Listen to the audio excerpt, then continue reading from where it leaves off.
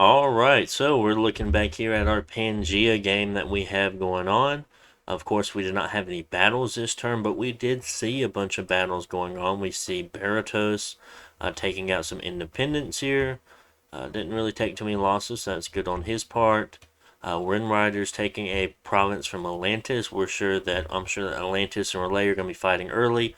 Arcocephali is probably taking advantage of that, taking Atlantis's coastline.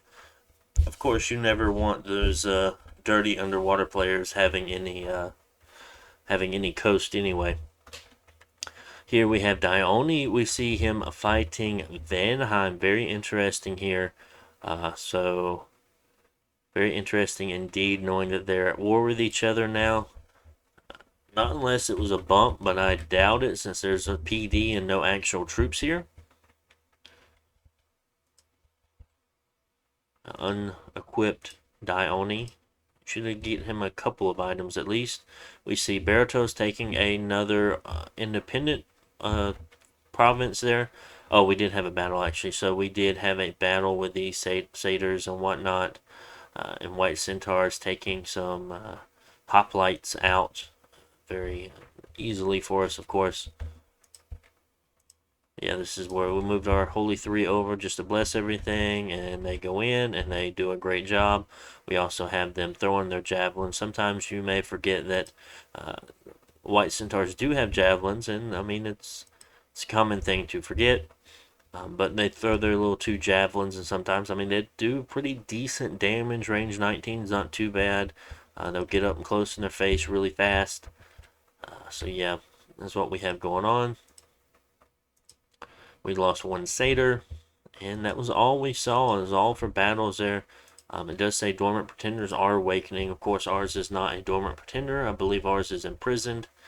We do see the Arcocephali. It does own 183. So he does already have a throne. We're going to be taking 176. I highly doubt anything Tianchi can do right now can actually stop a 19 White Centaur force. So yeah, I mean, we have the Prophet in there too, so then one of many. So we do have the Prophet in there, so we're going to make sure that everyone gets blessed. And as you saw earlier, he cannot really stop our White Centaurs very easily. We see a lot of little factions here. We see TNN, TNG, Machaca. We're trying to just get an eye on things. We're leaving this scout here in 125 to see what either Machaca hits it with or TNG hits it with. Moving over to go over to Machaca there. We see Baratos, even though having a very unfortunate expansion, still did get a couple out from his did get one out from his cap circle. We got another one out here. Even though he expanded fairly slow, he got one out of his cap circle there. More than likely, he's going to be able to take 60 right here, just due to the fact of him having an army right there in 54. We see Niflheim over here. I assume their capital is at 21. So yeah, very interesting. We see Relay is on the left, Atlantis is on the right. Yeah, so lots of cool stuff there. Building a lab here in 162. We do see the Death 3 sites, but that's going to be our second site for a fort. Of course, we're going to put one at 162. We're going to put 176. Growing fortress right now at 228. Even though it's a crappy province, we just need another fort up to start producing more Hierophants in here. Hierophants and Hierophantides. So we just need more mages now. And we're probably going to set the capital to just making some pans. Oh, we see that looks like Van just did an elf rage, you know how it is. So 204 was taken, 176 was taken, 190 was taken, 193, 213. I don't know who had 166 or 175 originally. We could probably... So I don't know if Ulm is also fighting Yomi. I don't know if this was independent taken from Yomi or not. But yeah, interesting to see Vanheim and Yomi going at it so early. Well, it's not that early. I mean, it's turn 13. But still. I mean, we'll have to see how it goes for sure. It's quite interesting to see everything going on. As far as I know, I do think Yomi is going to get some help in this war. So I don't remember exactly who helped him. If it was TNC, I think it was TNC that moves in to help Yomi in this war here. So that's going to be very interesting. We see Vanheim's capital there at 160. So probably 175 was already Vanheim's. So yeah, very interesting. But I mean, we should be expecting uh, these two provinces to be taken, that province to be taken, whatever's over here to be taken. Just depending on how many Dionis Yomi has, whatnot, to be able to counter raid here. Also, he does need to get some gear and stuff on it to get that going. We do not know we don't know if Vanheim is blessed. We do not know how killy his Van here are. So I don't know. These Dione might be put in some very tough situations where they can just not overcome the Van. Are they Van here or Van Hurst? Uh, Van here. They're the sacreds for the EA, and they're very strong. Very, very good units. So we'll have to see. So that's turn 13. Not a whole lot to be said. Only attacking 176 next turn. We're moving, sneaking some units over to 181.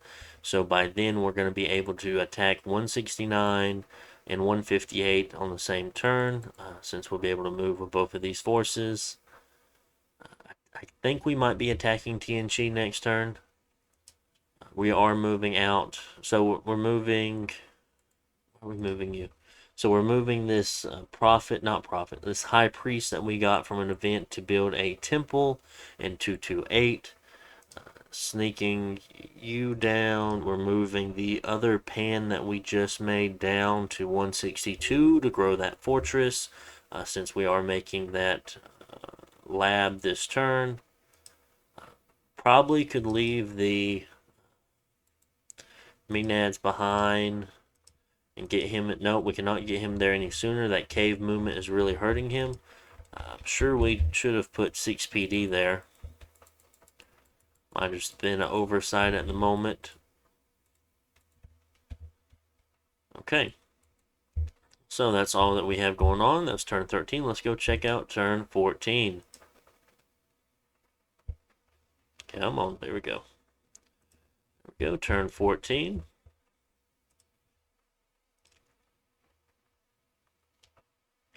Alright, so we did Cash Grove Fortress. We have Yomi attacking Vanheim, another Dione, of course.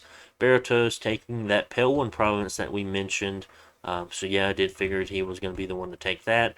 And then we see a Nifl Jarl bumping into Baratos. And Niflheim won. Oof, that was unfortunate for Barry at this point. I mean, we will definitely watch this to see Niflheim's bless. That would give us a lot of nice information. They're also fighting in darkness, so all these human troops have very, very bad stats right now. Very unfortunate for them.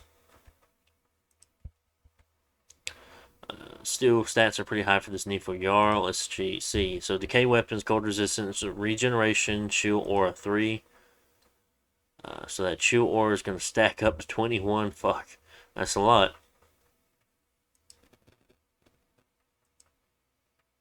Don't know how cold it is in this province here. I don't know how much ice protection's helping him, but he is at protection 16. No equipment, death 3, water 3, region, so at 10%. So he's getting about 8 hit points a turn. Reinvig. Cool. Has 5 units on guard commander to kind of help him with the harass penalty that he's going to have when he's surrounded. I see some units freezing here. Arrows really aren't doing a whole lot. If anything, they're hitting his units, or hitting Barry's own units more than Niflheim's. You see some routing. He casts quick himself, so he's moving very, very quick. Combat speed of 30, that's pretty high. Does have pierce resistance, so casts skeletal body, I assume.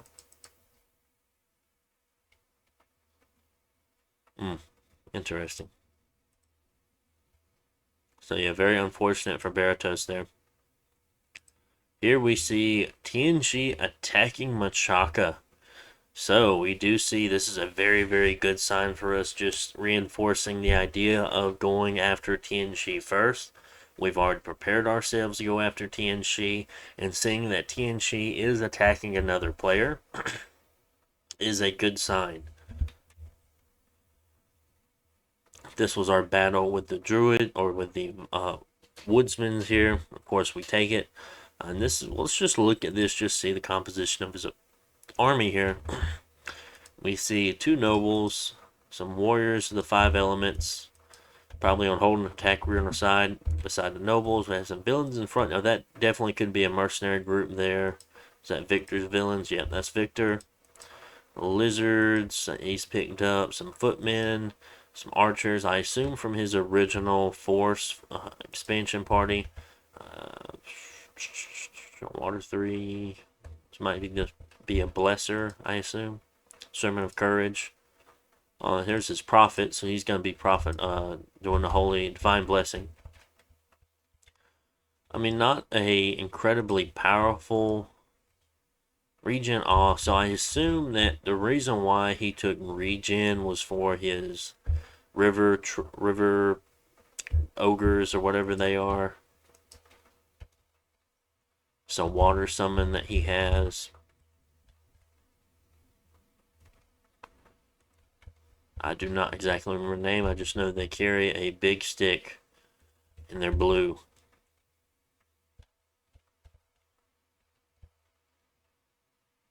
Okay. Not a whole lot else to see there. I've already done that. Lost some population. That's unfortunate.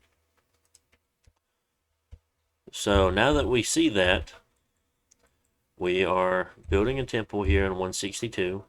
We're going to go ahead and start sneaking in. Building a lab and a temple there at 167, so we can also get our other pan down here to grow a fort on 176. I do want TNG to overcommit himself into Machaka before we hit him, so that's why we're waiting one more turn.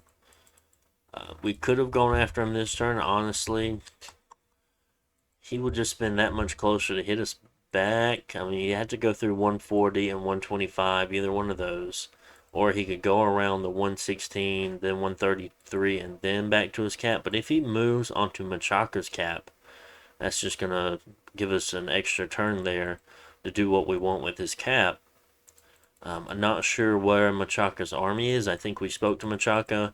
I told him to continue to fight and just wait, because we'll be joining in to help him. So that is a good sign. I don't know if Machaka already lost his army at this point or not. That's the real question. But yeah, we are definitely getting ready. So everything that we have, these 26 more white centaurs there, about 20 white centaurs there, 5 more there, so about 45 white centaurs moving in, another 6, so right around 50 white centaurs. Yeah, this is going to be a very quick one. I mean, they're in 3 groups. Even any little small raiding force like this is just going to be able to take province after province unless they hit a major army, and even then, we're going to be able to deal some good damage to them. But if they run into one of these 20-man groups here, they're not going to really stand a chance, to be honest. So yeah, we're looking pretty good. So I'm really glad to see that this pan is able to one move from 203 to 162. So we'll be growing a fort here next turn. So the pan here is going to take him 1, 2, possibly 3 turns to get down. What are we recruiting? So just more raiding parties, more white centaurs and hierophants, of course. What are we recruiting here? So we started recruiting a pan and just 1 centaur warrior, just to because we're going to be needing as many units as we can. Also, another good thing about getting these pans down here, they're going to be making Maenads every turn.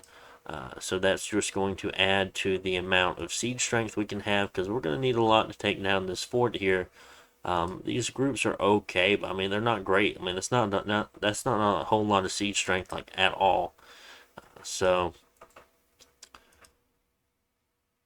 yeah, that's when we're definitely gonna need some siege strength coming down. We're starting to make we made some harpies and black harpies. So I mean they're just 13. They're really cheap to make, or 13 siege strength, whereas a group like this that has just as many black harpies and then 5 extra white centaurs is to only double the amount. So really the white centaurs really aren't a whole lot, just to kind of help with that siege strength when it comes time. So that's going to be turn 14. Let's check out turn 15, I believe is turn 15. Yeah, nope, wrong game. Hold on. Turn 15. There we go. Let's see. Pangea. So we see TNN fighting Vanheim here. So yes, I was correct on saying that TNN just joined in the fight there. So TNN fighting Vanheim, and then we see a bump. Not entirely sure. Maybe this is a miscommunication between the two. I don't know if they're both know that they're going after Vanheim. I don't know if TNN joined after he noticed Vanheim attacking Yomi. Which could have been the case, not sure. But yeah, we do see Yomi attack TNN and won, so unfortunate there to lose some stuff. Tianchi attacked Menchaca with Victor's villains, so it does look like he's splitting up his troops, but the Victor's villains are very, very weak. Twice Horned Boar. This is Ulm's God. Not sure which province this was. We'll have to check. Earth 6, Nature 2. Awake expander monster he has there. On a magic site. Let's check out what the magic site is. I don't know if that's the mine superior or the gold mine.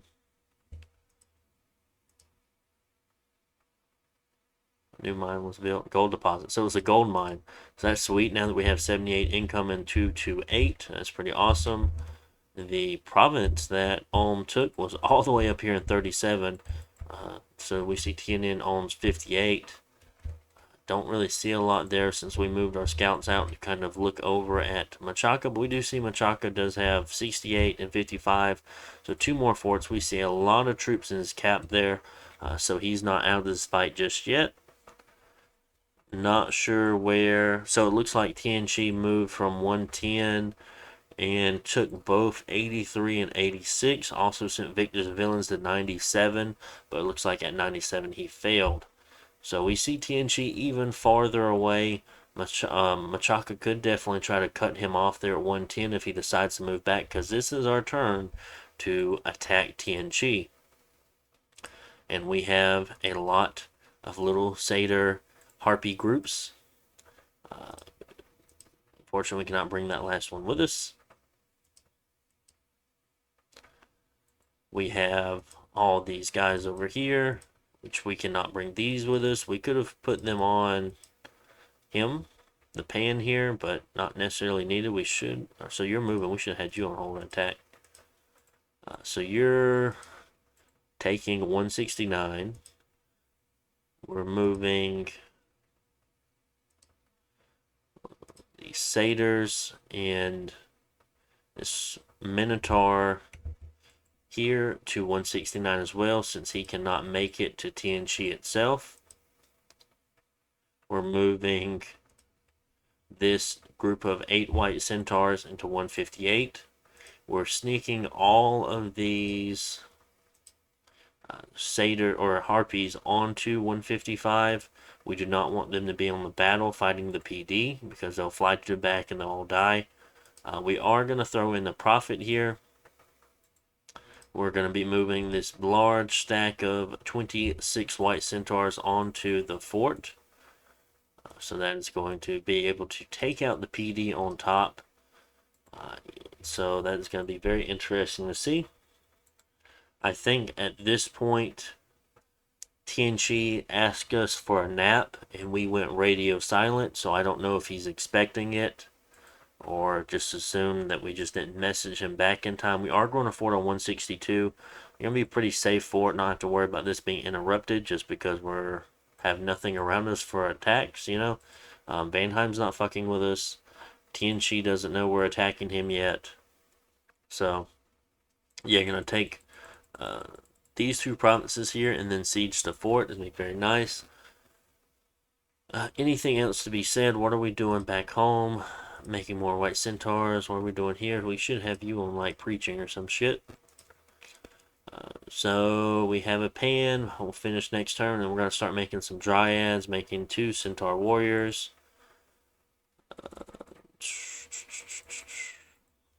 Yeah, things are looking good. Things are looking good. Hopefully we can take Tianchi fast, and putting us on 2 caps before turn 20 is going to be very, very sweet. We'll see as much land as we can grab. I know for sure we're going to get these 2 forests, because I'd probably be not happy for helping Machaka out here if I couldn't get these 2 forests out of it. I mean, I don't particularly care if he has 119, 125, or I mean, I would like 116, but even if he took it, as long as I had these forests here, like I particularly wouldn't care. We might be able to get 130. So those are our ideas there. That's what's going on. So I hope you guys enjoyed. Not much left to say here on this turn. Make sure to like, comment, subscribe, and I will see you on the next one. Bye.